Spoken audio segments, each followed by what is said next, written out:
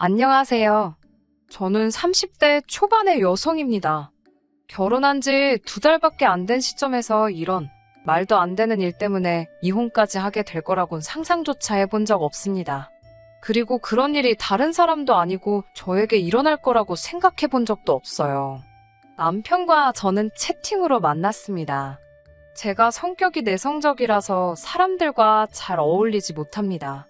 그렇다 보니 주변에 친구도 많이 없고 그래요. 그러다 하루는 회사 일로 마음도 답답하고 외로워서 온라인 채팅을 하게 되었는데 거기서 제 남편을 만났습니다. 처음 이야기를 나눴지만 제 이야기도 잘 들어주고 고맙더라고요.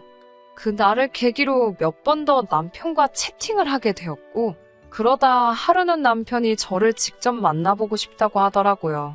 채팅으로 알게 된 사람을 직접 만난다는 게 부담스럽기는 했지만 저도 남편이란 사람이 궁금하던 차였기에 고민 끝에 만나기로 했습니다.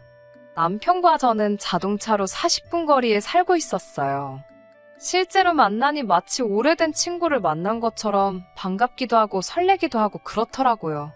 그리고 그날 이후로 저희는 연인이 되었습니다. 결혼까지 6개월 정도 교제를 했고 둘 다 나이가 30대였기에 자연스레 결혼까지 이야기를 하게 되었습니다. 시부모님께 남편이 저를 정식으로 소개하면서 저희의 결혼 이야기는 본격적으로 진행되었습니다.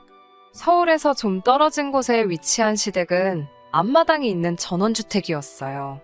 그곳에서 남편과 부모님 3사람이 살고 있었습니다. 당시 시부모님은 근처에서 인테리어 가게를 하고 계셨는데 남편은 시아버지와 함께 공사를 다니면서 일을 하고 있었습니다. 위치상 작은 도시이기도 하고 경쟁업체도 많이 없어서 동네에서 아름아름 공사를 받아가며 한다고 장사가 제법 잘 되는 곳이었어요. 동네에서 데이트를 하면 동네 사람들이 먼저 남편을 알아보고 인사도 건네주고 인사를 건네는 사람들도 다들 남편을 좋아해주는 것 같은 모습이 주변에서도 평판이 좋은 사람처럼 느껴졌습니다. 교제 기간이 짧은 데 비해 결혼을 너무 성급하게 결정한 게 아닌가 했는데 그래도 지역에서 인정받고 평판 좋은 사람이라는 몰랐던 모습을 알게 되니 마음이 놓이기도 했네요. 시부모님은 처음부터 저를 굉장히 마음에 들어 하시는 눈치였어요. 우리 아들에 대해서 잘 알고 있지라고 물어보셨고 1년간 저도 남편을 지켜봐 왔으니 당연히 잘 안다고 말씀드렸지요. 하지만 그 안에 얼마나 많은 의미가 포함되어 있던 건지 그때는 미처 눈치채지 못했습니다.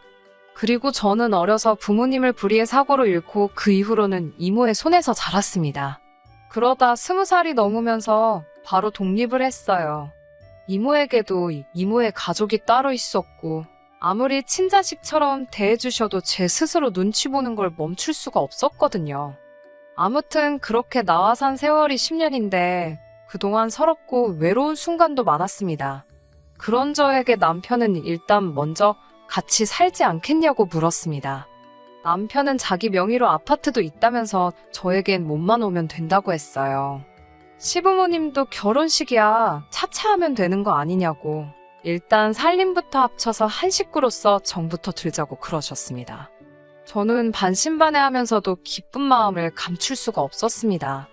드디어 저도 제 가족을 갖게 된다는 그런 설레임도 있었으니까요.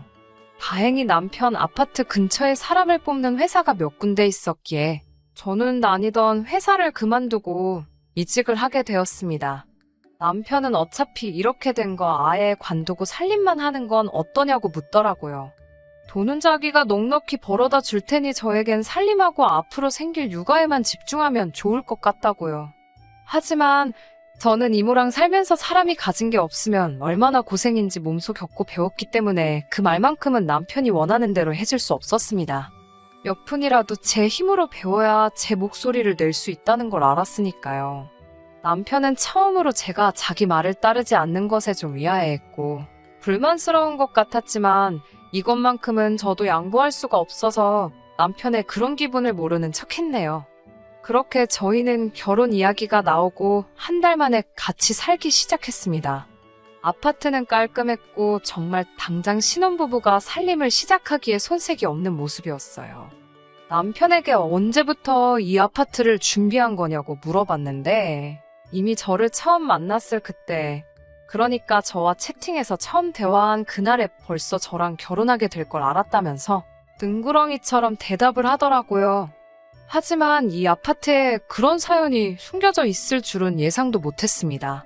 가전이고 가구고 뭐 하나 살 필요도 없었습니다. 마치 저만 들어오면 되었던 것처럼 모든 것이 완벽하게 준비되어 있었으니까요. 저는 마치 동화 속에 나오는 공주라도 된 기분이었습니다. 그 이후로 한동안 저는 새로운 직장에 적응하고 결혼식 준비도 하면서 시간을 보냈습니다. 그러다 올해 초의 일이었어요. 친구들하고 술을 마시러 나간 남편이 아무리 기다려도 들어오지를 않더라고요. 핸드폰도 두고 나간 상태였고요. 워낙 흉흉한 뉴스가 많이 나오던 시기라 어쩔 수 없이 남편을 찾아 나섰습니다. 집 근처에서 만난다는 건 알고 있었고 남편이 자주 가는 몇 군데 술집도 알고 있었기에 서울에서 김서방 찾기처럼 어려운 일은 아니었습니다. 남편이 자주 가던 술집을 연거푸 4곳을 돌아보고 여기만 마지막으로 확인하고 가자라는 심정으로 들린 곳에서 남편을 찾을 수 있었습니다.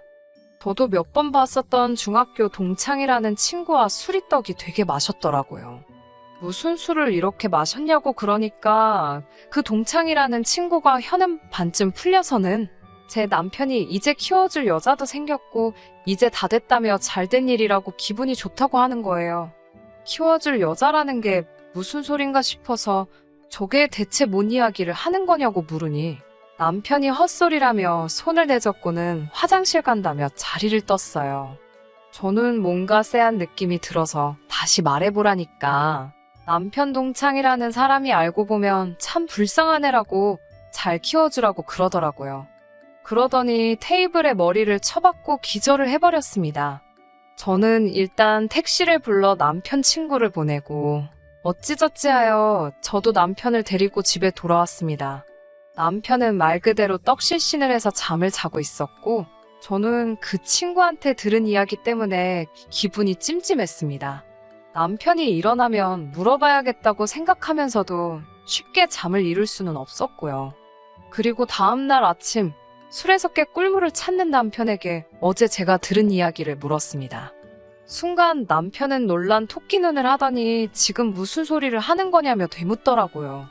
그래서 제가 뭐 키워줄 사람이라든가 알고 보면 참 불쌍한 애라던가 그러더라면서 혹시 나한테 뭐 숨기는 거 있냐고 다시 물었어요.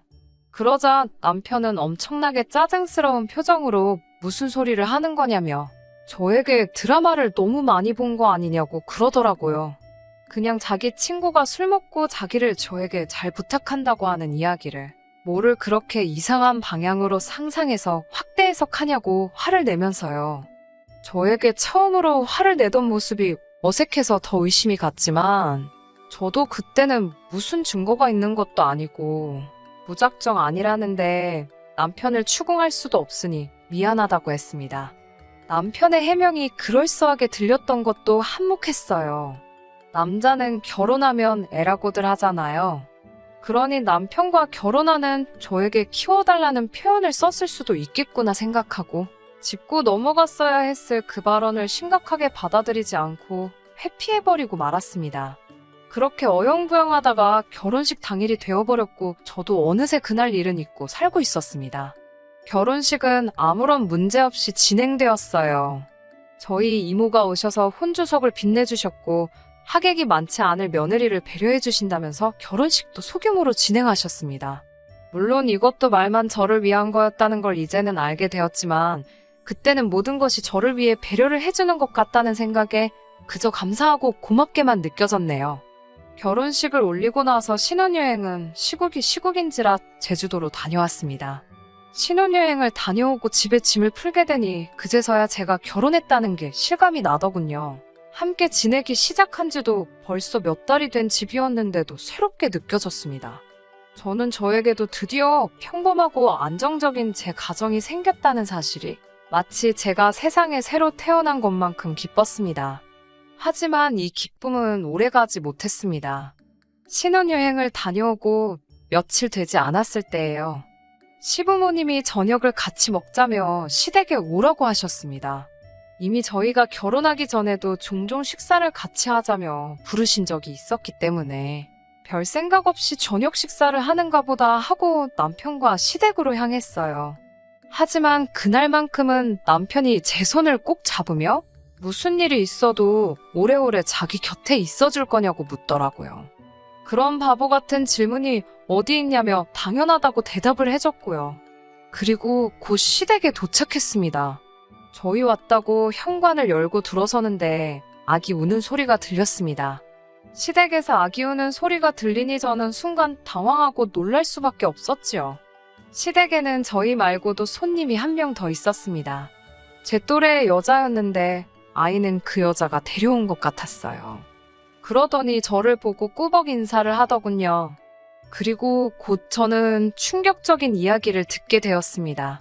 시부모님은 저에게 이렇게 인사를 시키는 게 맞는지는 모르겠지만 그래도 애엄마니까 한 번은 보는 게 좋지 않겠나 싶어서 자리를 만들었다고 하셨습니다.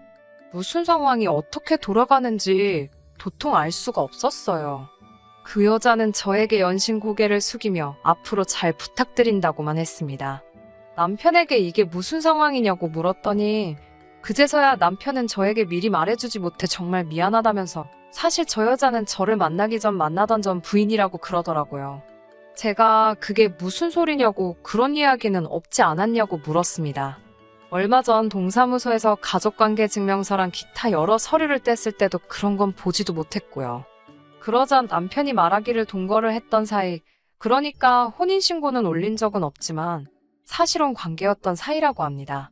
그런데 여자가 임신을 했다는 걸 서로 알지 못한 상태에서 헤어졌고 다른 사람을 만났답니다. 남편은 저를 만났고 그 여자도 새로운 남자를 만난 거지요. 그런데 그 남자가 처음부터 애는 못 받아준다고 해서 지우려고 했다는 거예요. 하지만 저희 시부모님과 남편은 제발 낳아만 달라고, 그러면 우리가 뒷일은 책임지겠다며 경제적인 지원을 해주고 있었답니다. 그리고 이제 그 여자가 아이를 낳았으니 저더러 키워달라더군요. 그 여자는 남자가 기다리고 있어서 이제 나가봐야 한다며 눈물 콧물을 제 앞에서 흠뻑 흘리고 가끔 소식 좀 전해달라며 먼저 자리를 떴습니다. 누구 하나 못되게 말하는 사람이 없었고 모두가 서로에게 미안해했지만 저에겐 다 이기적인 사람들로만 보였습니다.